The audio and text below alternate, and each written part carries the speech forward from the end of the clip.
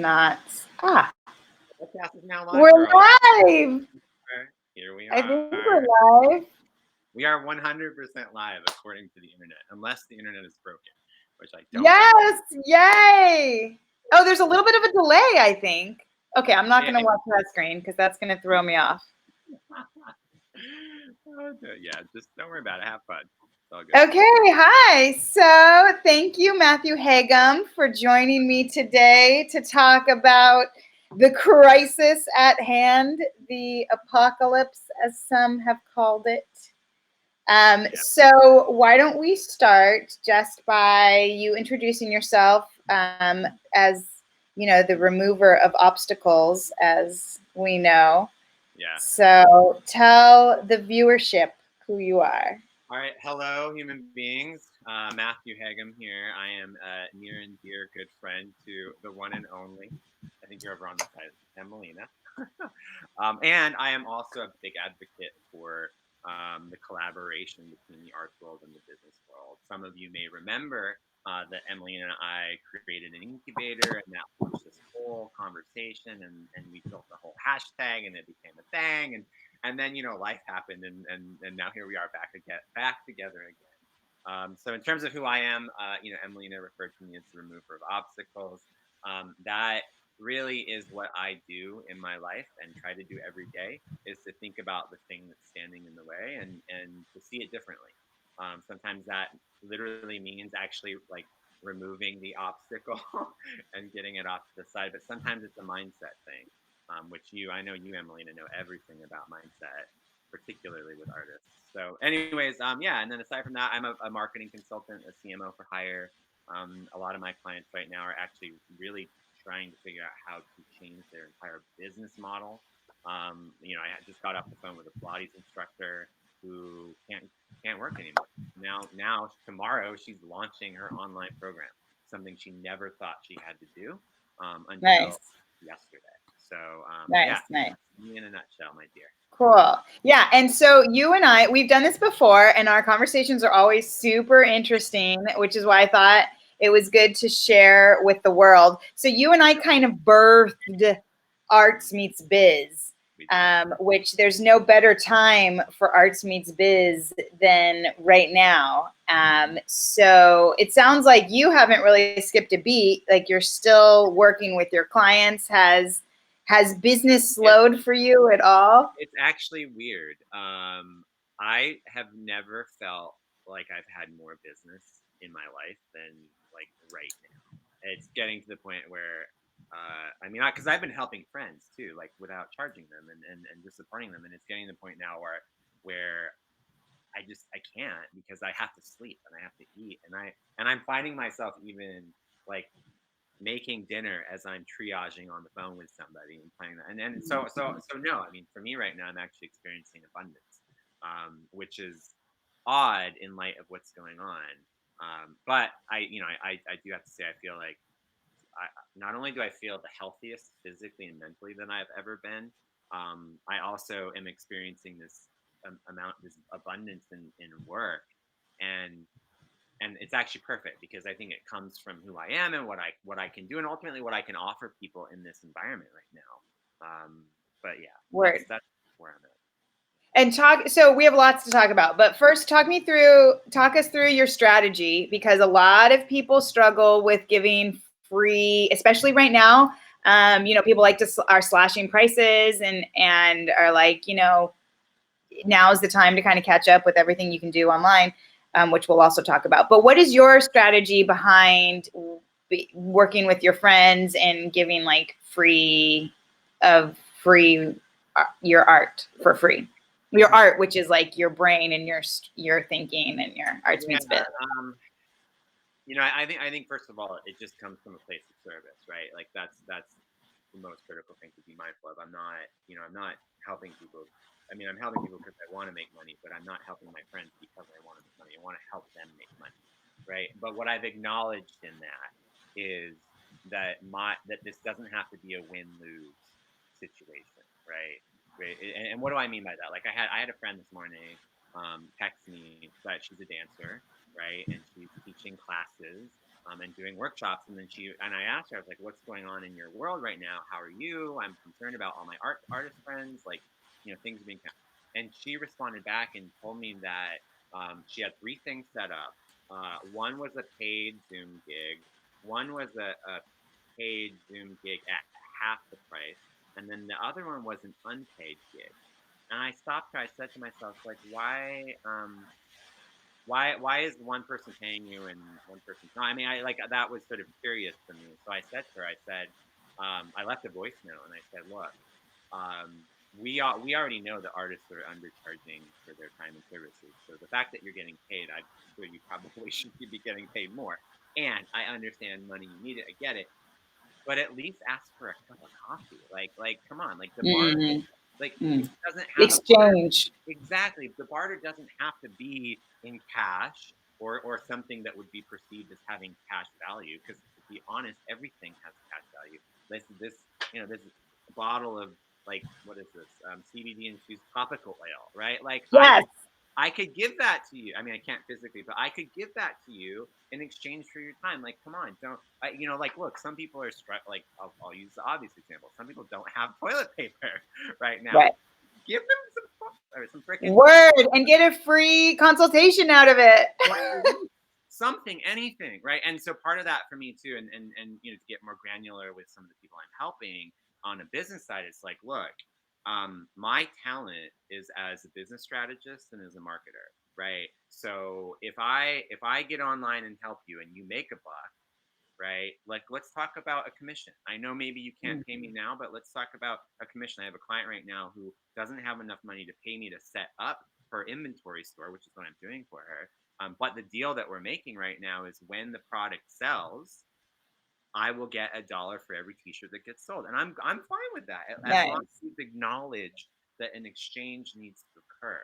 So I love that. Relationships, I'm setting up MOUs. I'm setting, like, at minimum, I'm getting a cup of coffee, right? And talking about it openly and asking for what I need. So. Yeah, and MOUs. Tell us what MOUs are. Memo of understanding, right? It's word. It's I as you know, Emileena, I got bit in the butt with one of my last business ventures. And the thing that I didn't have that would have actually protected me was a contract. Now, in that example, the contract needed to be far more robust. It was a corporate structure. There were shares and equity and compensation and all that stuff involved. I'm not saying you need to go create some, highbrow, expensive contract with people. What I'm saying is a very simple document that says, hey, Joanna, this is me. This is you. I'm responsible for sharing this with you, and this is the thing you're responsible for sharing with me. Even if it's like, I'm going to give you an hour of my time, and you're going to buy me a cup of coffee, right? I mean, I don't think you need an MOU for a cup of coffee, but like that's what I'm talking about. Maybe you do. Maybe you do. Yeah. Yeah, because I think this is the point for mindset, certainly, is starting to value. Artists need to could use the business exercise of valuing their time and their work. And there's a lot of exchange going on of free services for exposure or whatever it is. And people value that differently. And there's nothing wrong with that value as long as they're valuing it. And I think an MOU is the perfect way to get down on paper. It doesn't have to be with a lawyer. It doesn't have to have legalese in it. It can just be between two friends. But the second, and in fact, I would encourage artists to start between friends because it starts flexing that muscle, and it starts getting you used to the language and to valuing things. So I think it's really good whenever you can to get some kind of, for any exchange of services, even if it's for toilet paper or for coffee or whatever, just have a template ready to go that is going to be the service you're providing and what you're getting back. So that's great advice. That's strategy. Thank you. Yeah. So also, and by the way, we also got a question in that somebody asked, how do you charge people with zero income? And I think you kind of totally answered that. Yeah. So rock on. Yeah. So right now we're seeing, and it's starting to become hip right now. In the beginning, there wasn't a lot of people talking about it because there was a lot of shock. But now everyone's saying opportunity. There's opportunity everywhere. And I definitely agree with that. And I want to talk about some of the opportunities that are out there specifically for artists. But I also want to ask you, as somebody who has seen the kind of dark side of opportunity in the corporate world, and yeah, and you know how a lot of big business, especially, tends to take a lot of these words.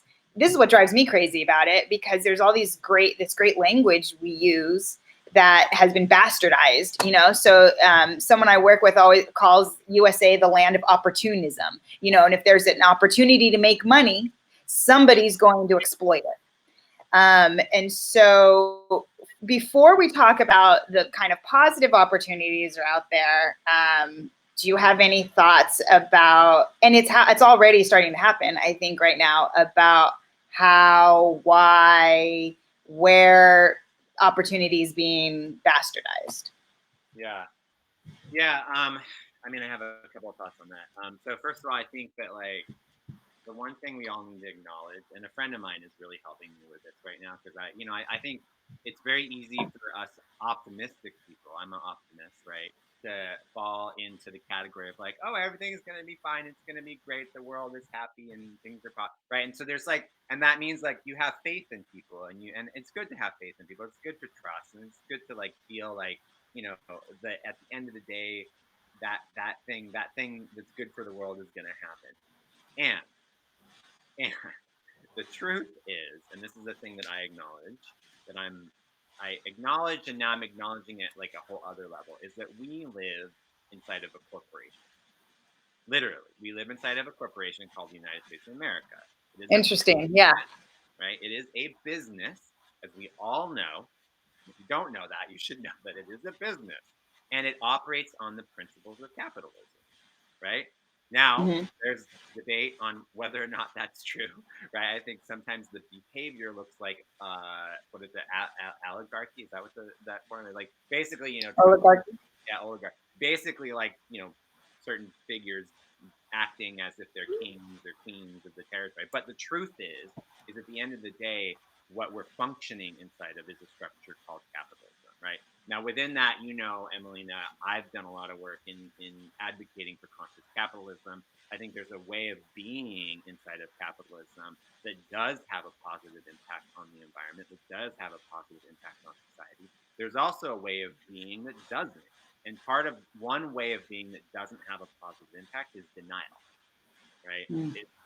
Or is in some cases, like fighting capitalism. I think that's sort of an interesting, probably controversial thing to say, right? Because okay, fine, there's like three. Well, right now there's a lot of people talking about capitalism. Yeah, and it's interesting. I'm glad they're talking about it, because they're acknowledging the reality of what we live inside of, and that's how I experience that conversation. Which for me means, how do you want to be inside of the structure, right? If you want to pretend like you're not in a human body, and you want to like go jump out the window, right, and fly, good luck. That might work, right? But if you want to operate in your human body and be fully expressed, don't jump out the window. It's not the rules don't work like that, right? And I think part of the challenge there, just as an aside, is artists don't always relate the rules, right? Myself Yeah. included. Like sometimes when somebody tells me not to do something, I'm like, well, that's you. I'm going to do it anyway, right? So I think there's that part of the conversation. But then this piece about opportunity is important. And why do I think it's important? You brought it up, and I guess the truth is what I'm experiencing is people are actually now being required to re-examine everything that they've been doing, right? And Right. like the opportunity to re-examine everything is an Right. opportunity. If you see Right. it as devastation, Right. and you want to live in that space of like, oh, this is so horrible, everything's not working, everything's set up against me, life is miserable, then it's going to be difficult for you. It's going to be difficult for you to figure out how to navigate out of that. If you see transformation as Right. an opportunity, Right. that's when you can begin to choose the path the another way that you take towards the thing that you want to become. And it's actually, and I think what's most important, which you highlighted this in all of your work in our conversations. It's like the most important thing to be present to right now is the vision and impact that you want to have on the world. That's going to be your guiding voice through transformation. Because shit's going to change, you know? Yeah, and to stay focused on that, because it's really hard when you see businesses, for instance, exploiting that. You know, I mean, businesses have visions and they have ideas for the world, and they have been able to navigate through systems in order to, again, exploit their vision. And so, but what I'm interested in, and I know you are too, this is arts meets biz, is using those same systems and also exploiting vision, but doing it in a holistic way, basically. Because for artists, I always argue that your vision and your brand has got to be inextricably linked to you and your own well-being. Your brand is your authentic self as an artist. So if you try to exploit that in a negative way, you're only going to hurt yourself. And I think that's one of the slippery slopes that corporations and big business is doing, is that they are not accountable individually. The corporation is what is accountable. And so they're very easily able to detach themselves and go away while the corporation does all of this whatever stuff. So I think that's the important distinction for me. And I love what you say. This is what I've always loved about what you say, is seeing the challenges as opportunities to choose another way. And I've always said, every moment is another opportunity to choose another way. So there's always tomorrow. So instead of looking back, there's so much to look forward. What's happening right now is that our current systems are failing, which is scary, but also super exciting, because that is when the entrepreneurs, the small businesses, the independent artists, right? This is our opportunity, I feel like, our chance to rise above and say, hey, we've got, right now people are paying attention. If you're online, which we'll talk about technology in a second, you know, and you're paying attention, then there is a stage right now for people, I think, in an unprecedented way. While traditional capitalism is falling apart, you know, and there's an opportunity, right? What do you think? Yeah, I agree. And I think, I guess one piece of advice to like close the conversation on opportunity from my perspective would be, when you look at it, when an opportunity comes forward, no matter what it is, go for the triple win. The triple win is, it's not the win lose, because a lot of people are trying to do the win lose thing. Oh, I got to make my bank. I got to feed myself. I got to do me. I got to get all the toilet paper. I got to, buy all the groceries. I got to blockade everybody from my life because y'all are sick and I don't need you. Yeah. And then so there's this sort of like, I got to win more than you energy, and that's not going to help. Right. So what I mean by triple win is, it's like, I've got to win. You've got to win. We've got to agree. But then the culture, the people around us, the society around us also has to win. So if an opportunity lands on your table and it's not a triple win, move to the next one. Move to the next one, because right now we can't afford for just two people to win. We can't afford for just one person to win. We need everybody to win in this conversation. Agreed. And that's why I say in my book, so how I end my book is that we are one. So I agree. So what helps me helps you. We're all good. We are community. We are building community here. It's what we do. So, yeah, and we are finding #another way. Exactly. So let's talk about technology, because you are the technology guru. I feel like I learned about this program that we're on right now from you. So, so talk us through some of the technology that's available that we can use right now to keep ourselves active, exposed, connected, all of that stuff. What are you using? Everything, to be clear, because it's like, but the funny thing is, I've been doing this the entire time, right? Like my career started as a social media consultant, and then it evolved from there. And from the get-go, I was always interested in open source technology and new technology and innovation in technology and its implications to business. So it's always been front of mind for me. What's interesting for me to experience right now, I have a friend who is reconsidering a relationship she has with a networking group, right? And the reason why I highlight that is because that networking group, who will remain nameless, it exists in an old model. It exists in a model that relies on face to face, right? Which is great. I love face to face. Don't get me wrong. Like, I'm a major networker. I talk to a ton of people, and I will go out. I trust me. I make events. We make events, and we go out to. So face to face is like, I love it, right? But now is not the time for that. Now is the time to have these kinds of interactions. Yes. And I think and so I'm going back to this group here. I'm saying, like, look, girl, because she's asking whether or not she should stay in the networking group, and the truth is the group that she's in is resisting technology, and they're like, and not only are they resisting it, but they've been resisting it for so long, while she hasn't. They have been. That when she's trying to have a networking meeting, she's spending half the meeting teaching the other person how to open up a video conference call. Right. I get right. Like, trust me, I have taught many a person how to, like, get online, how to open up the browser, how to figure out how to find the thing. But the truth is, this is the win-win-win. We need to make money. We have to. It's part of the Word. So if I have to spend 30 minutes teaching you how to get on so that we can have the conversation, why don't you barter with somebody who's really good at technology to teach you how to use the technology, then come back to that person, and then have that. You get what I'm saying? Like, Absolutely. It sounds a little rough, but part of it's like, be mindful that that's happening right now, and you have to be compassionate, be kind, tell people to get onto technology. It's part of the conversation, but also recognize that even that is something you should have paid for before, right? Yes. The game, right? The other thing that I'm doing is, let me just say on that though too, really quickly, is that there's opportunity in that for somebody who is really good at technology to be marketing their services. Because, by the way, I'll just say right now, if somebody comes forward who's willing to do that, I have so many people who I can say, look, I can get you online and working, but you need to hire this person first to teach you. Do that, learn it, and then we can get going, and we can move your business into into technology-based program. Exactly. And just highlighting that opportunity and transformation and dramatic change, like what we're experiencing, creates a whole new set of opportunities. Whether or not you're going to see it like that is why you need to open up your eyes.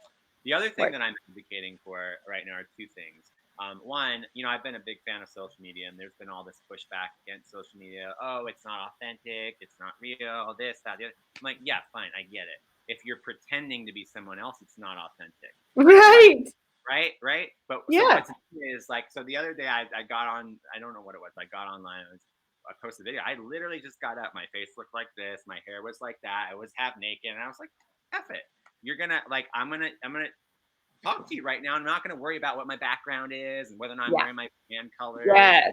My little lighting ring isn't set up the right. Like, screw all that. Get your ass online.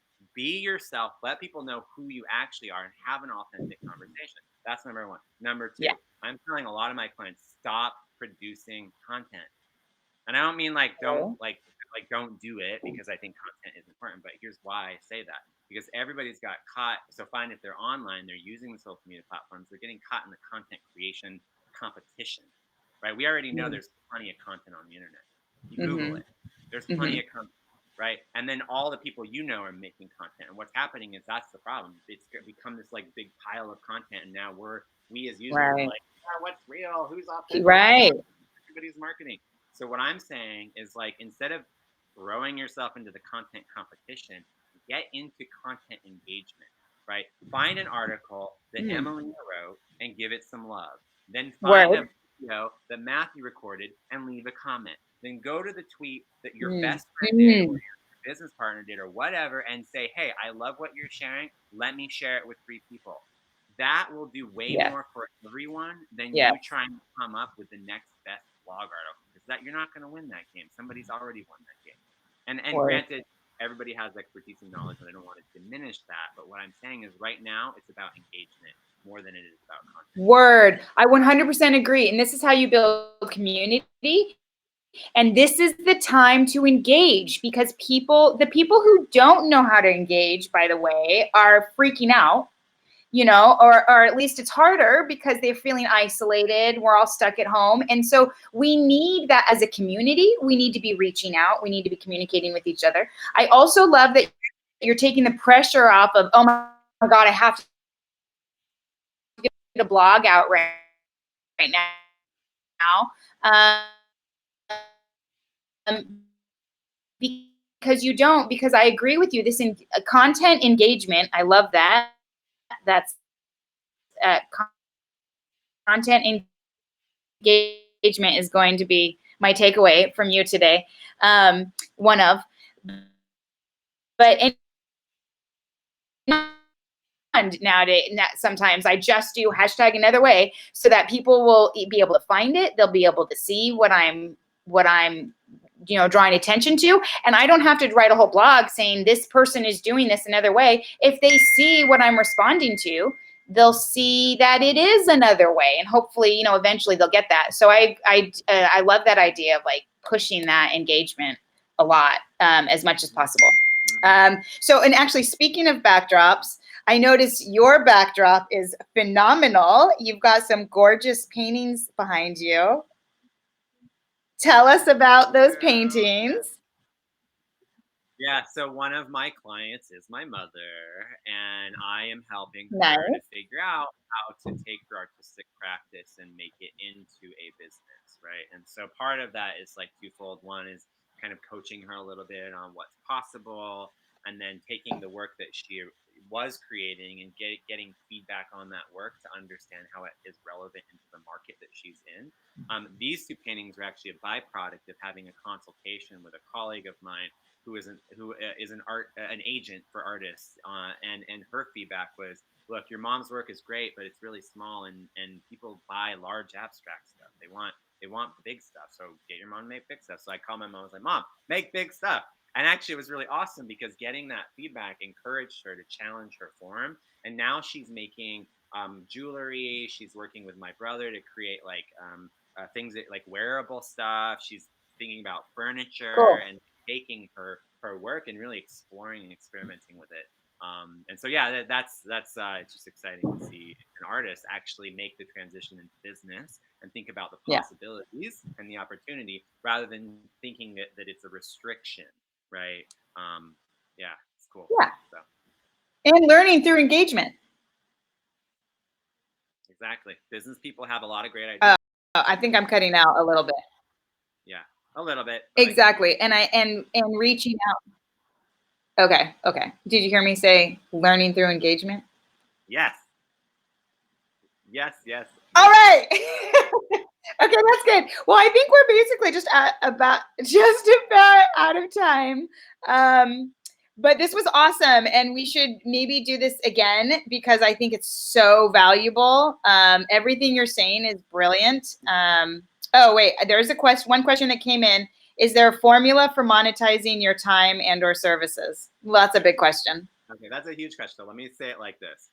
The short answer is yes, and it requires a whole other video. So maybe that's our video. And the bullet points are there's only 4 ways for human beings to make money, right? Which is you're an employee, you're self-employed, you're a big business, or you're an investor.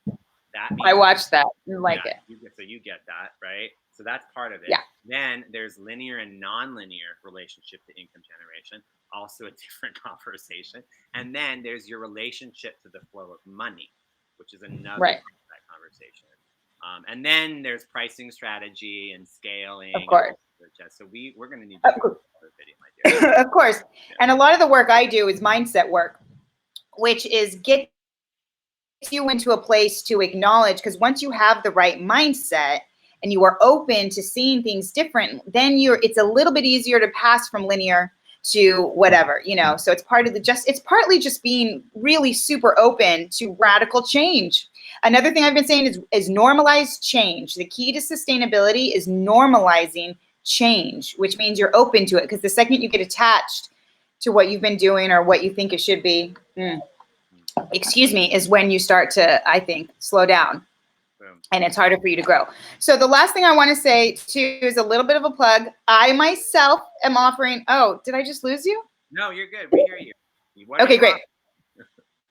I'm offering 50% off consultations. So if anybody does want to take time to, work on a vision, create a vision if they don't have a vision, or just talk through some strategy. Although you're the strategy guy for sure, I will definitely recommend people to you if you are doing consultations. Are you doing consultations? Yeah, I'm doing 15 to 30-minute consultations with people right now. Perfect, awesome. And I do things over Zoom. Are you still using Zoom? Yep, all Zoom all the time, honey bunny. Perfect. Awesome. So yeah, so there's opportunity right there. If anybody wants to reach out to us, you're welcome to, or help spread the word. And just don't forget that there is always another way. That's my main thing. Any last words from you, Mathew Heggem? Take action. Don't just watch this video and do nothing. Share this with a friend, comment, leave a question, call us, email us, text us, tweet, so whatever or anybody else. Just don't sit here and hold this information and go hide. Do something. Word. Engage. Engage. Awesome. Thank you so much, Mathew. I will see you later. Thanks everybody for tuning in. Bye. Bye, guys.